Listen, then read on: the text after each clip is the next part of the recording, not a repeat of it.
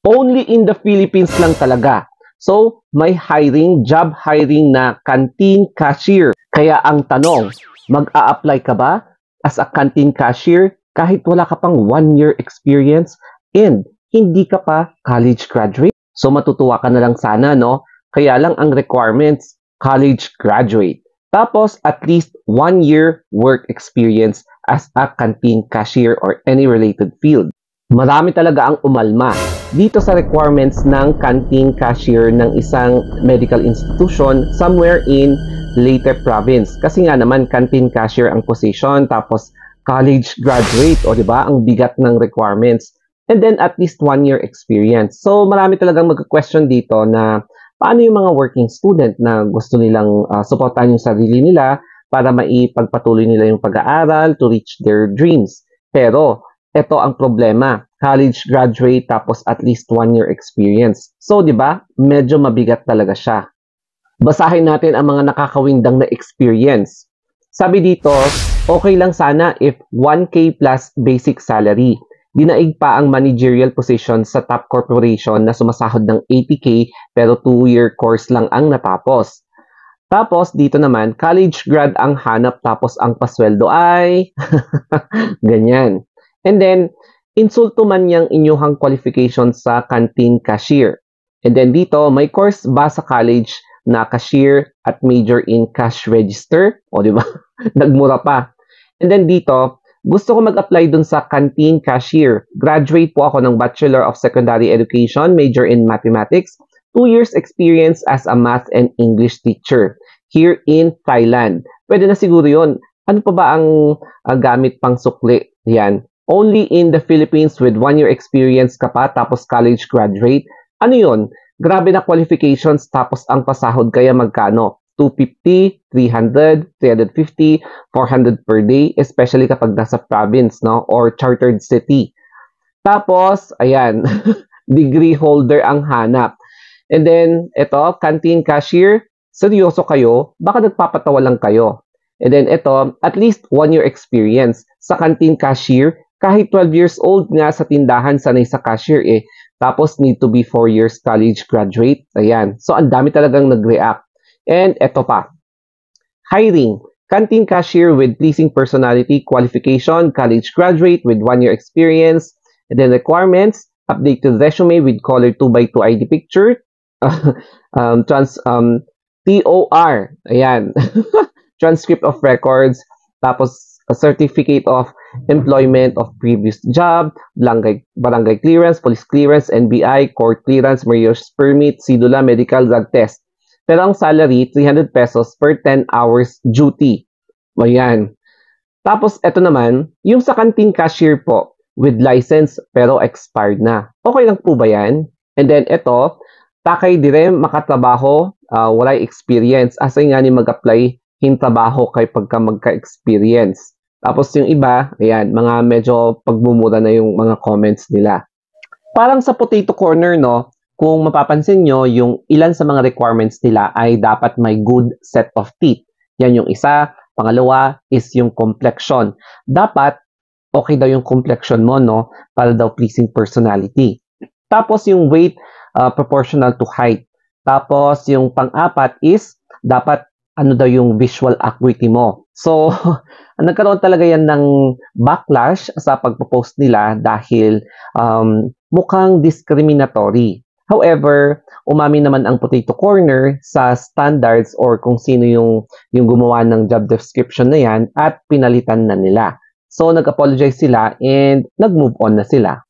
Hiring kasi ang isang health institution somewhere in Leyte province. Tapos, maraming mga trabaho na open sa kanila, no? Yung isa is charge clerk, canteen cashier, admin staff, accounting staff, tapos pharmacist.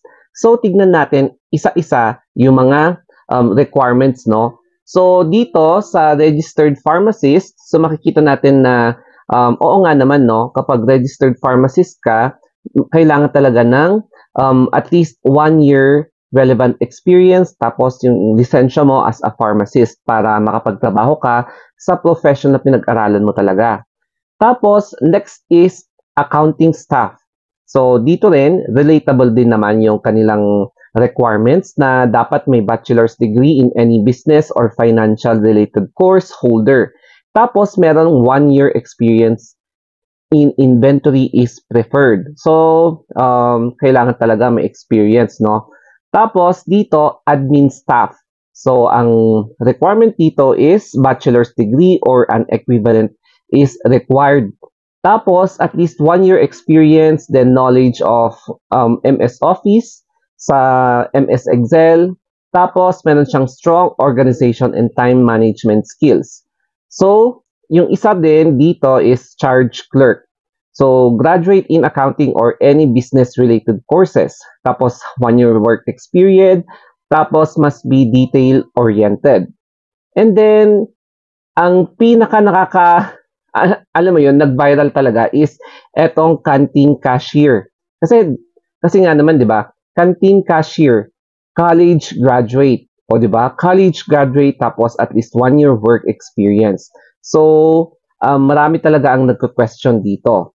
And then, kung titignan nyo yung kanilang parang shares, nagva-viral siya as in. Meron siyang 9.1k shares. So, I believe, parang 50 plus views or kahit na umabot na ata to ng 100,000 views, no? So, ang dami kasi nagko-question about sa canteen cashier, tapos pwede rin yung admin staff. Kasi, admin staff, kine-question din na bakit kailangan pa ng bachelor's degree pwede namang 2 year course na alam mo yun, yung 2 year course na computer secretarial o kaya yung office assistant na mga course na ganyan. So, pasok din sana dito sa admin staff. Ito naman ang aking sad experience. 15 years ago, nung i-apply ko sana yung nursing job ko, dapat kailangan pa kasing magbayad para magkaroon ka ng experience.